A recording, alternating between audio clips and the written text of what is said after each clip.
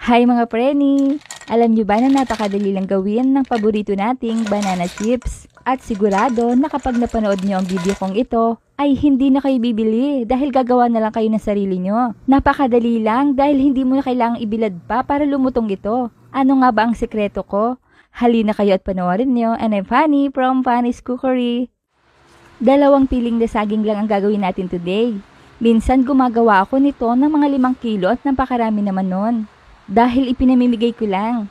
At sa isang mixing bowl ay maglagay tayo ng 1,500 ml of water. Then magtakal din tayo ng 1/4 cup of vinegar. At para sa tips at kompletong listahan ng mga sangkap ay panoorin ang video hanggang dulo. Balatan natin isa-isa yan. At magsuot tayo ng gloves kung meron mga preni dahil madagta ito, mabilis itong kumapit sa kamay. Tapos lagyan din natin ng langis ang kutsilyo. Ibabad natin ito sa tubig habang binabalatan para hindi ito mangitim kasi medyo matagal tayo matapos magbalat. Kapag 5 piling ang ginagawa ko, ay nagpapatulong ako kasi napakadami nun. Tanggalin natin sa tubig na may suka dahil ito ay tutuyuin pa natin ng bahagya. At itapon na ang tubig na pinagbabaran. Then ipat dry lang natin, hindi naman kailangan na tuyong-tuyo. Basta hindi lang yung basang-basa para naman kapag pinirito natin ay hindi tatalsik ang mantika.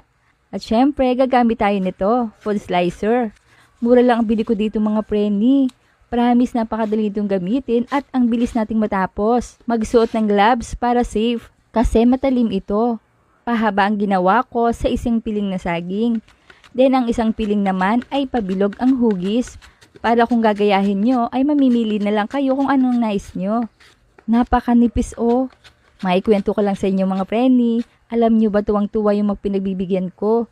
Dahil napakasarap nga daw at malutong kumpara sa nabibili nila sa labas. E di syempre happy naman ako.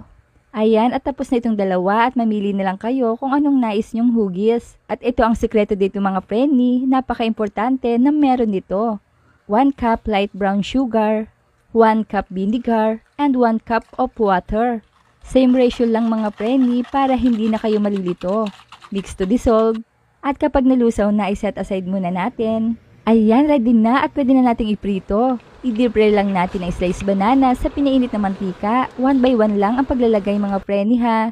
Para hindi sila magdikit-dikit. I-fry lang natin until crispy. Importante ang prosesong ito. At i-reduce natin ang heat to low. Then mag-scoop tayo ng 5 tablespoon of sugar syrup. Ito yung tinimpla natin kanina. Kapag nailagay na natin ang syrup, ay increase natin ang heat to medium. Haluin natin to cook evenly. Then i-fry natin until golden brown. Kagaya nito mga preni at kita nyo ba yan? Remove natin from pan. At ilagay natin sa malapad na tray, doon natin palalamigin. Habang niluluto natin itong isang shape. Same process lang din ang gagawin ha. Lagyan din natin ng syrup at kung ano ang ginawa natin sa una ay ganun din dito. O diba napakadali lang mga preni? Alam nyo ba, ito yung produktong ipinagmamalaki naming mga Mendoreño dahil napakaraming saging doon sa probinsya namin. Ayan, remove natin from pan. At malamig na itong mga banana chips natin. Pansin nyo na kapag malamig na ay hindi ito nagdidikit-dikit. At ang tunog pa lang ay malutong na. Nasigurado na kapag ginawa nyo rin to ay hindi kayo magsisisi sa resulta. Sobrang dali lang gawin. Sobrang dami din ang ginagawa natin ha. At kung nakabot kayo sa punto ng videong ito ay mga tagasa naman kayang nakapanood ng video kong ito. Hello po sa inyo at maraming salamat. May sample tayong lagayan dito kasi dito ko po ilalagay para siguradong nakasealed. At take note ha, pwedeng-pwede itong inegosyo. Sana habang pinapanood nyo ito ay nakapagbibigay ako ng idea sa inyo dahil pwede talaga itong pagkakitaan na siguradong papatok sa masa. Etong mga ginagawa ko mga preni ay mga sample ko lang sa inyo para pwede kayong kumuha ng idea. Kakainin lang namin dito sa bahay at ipamimigay ko na rin yung iba. Maganda kasi nasa lalagyanan talaga para mas presentable tingnan, di ba? Ayan, ang lutong nito at ang sarap promise. 100% na tumatagal ng malutong at hindi matigas.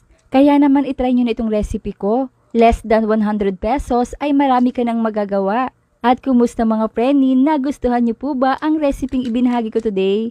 Pwede kayong mag-iwan ng komento. Kaya kung hindi ka pa nakapollow sa aking page ay i-follow nyo na ako para updated kayo sa mga reseping ibabahagi ko pa. Huwag kalimutan, cook with love. Thanks for watching. Bye-bye!